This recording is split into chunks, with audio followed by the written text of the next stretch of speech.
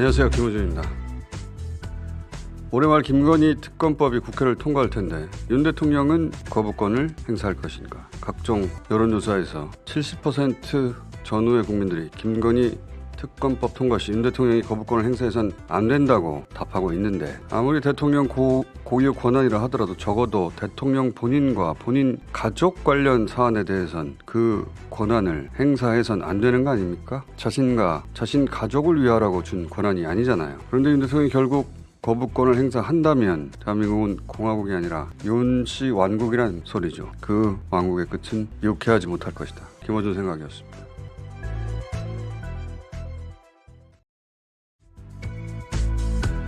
안녕하세요, 김호준입니다.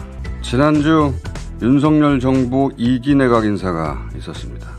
6개 부처 장관과 방통위원장 후보자가 지명됐는데, 검사 시절 형으로 부르던 특수부 검사 출신이 방송 경력 1도 없이, 그것도 국민권익위원장의 현직으로 있다가 6개월 만에 방통위원장으로 가는 거죠. 작년 10월 베트남 대사로 갔다가 올 6월 외교부 2차관이 되더니 중소기업 벤처 장관이 된 외교관은 또 어떻습니까? 외교관이 왜 중소기업 벤처 장관을 합니까? 보훈부 장관 지명자는 전공이 경영학으로 보훈부와 관련된 전문성을 묻는 질문에 6.25 참전 용사의 딸이라고 답을 하죠. 집안 참 잘 돌아간다. 김호준 생각이었습니다. 안녕하세요, 김호준입니다.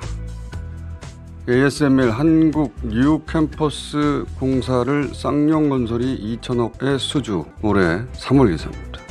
LSML 동탄에 2,400억 투자, 작년 11월 기사입니다. LSML 경기도 화성시와 투자 협약 체결했다, 재작년 11월 기사입니다. LSML의 한국 투자는 그렇게 2년 전에 결정된 사안인데, 윤 대통령 네덜란드 방문 성과에 이번에 포함됐죠. 윤 대통령이 안 갔으면 이루어지지 않았을 일일까요?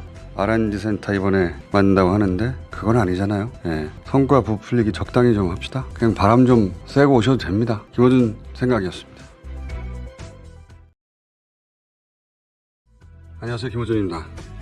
오늘 윤 대통령의 올해 마지막 순방, 마지막 일정이 끝납니다. 그러니까 이제 순방 결산 해봐야 할 때가 됐죠. 국빈 방문만 따져보겠습니다. 국빈 방문만 5차례 했는데 그중 2나라만 보죠. 우선 미국, 백악관이 밝힌 아태 지역에서의 미국이 투자 유치한 액수 총액은 258조, 그중 4분의 1이 넘는 72조를 한국에서 해줬습니다. 그리고 또 다른 국빈 방문국 영국 35조 가량을 영국 청정에너지와 인프라에 투자해 줬습니다. 자, 그럼 대신 우리가 받아온 투자는 영국은 1조 규모, 미국도 대략 그 정도. 주고 온 것이 받아온 곳에 50배가 넘는데 엑스포를 유치해낸 것도 아니고, 경제적 성과가 없다면 역사적, 외교적 성과라도 있던가, 그 어떤 것도 없지 않습니까? 제 점수는요, 빵점. 김호준 생각이었습니다.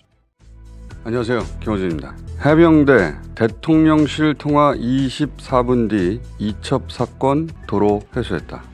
해병대 수사단이 최상병 사망 사건을 경북 경찰청에 이첩한 직후에 대통령실 안보실과 해병대 사령관실 사이 전화 통화가 있었고, 그 통화 직후 국방부가 사건을 회수하겠다고 경찰에 통보했다는 한겨레 단독입니다. 그러니까 사건 이첩과 회수 과정에서 대통령실의 개입이 의심되는 강력한 정황이 나온 거죠. 하지만 군 검찰은 이 통화 관련해 어떤 조사도 하지 않았습니다. 오히려 군 검찰은 통화가 있던 당일 박정훈 대령을 집단 항명 수괴 혐의로 입건하고 보직 해임 대상으로 만들었죠. 이 사건 특검이 필요하다. 김호준 생각이었습니다.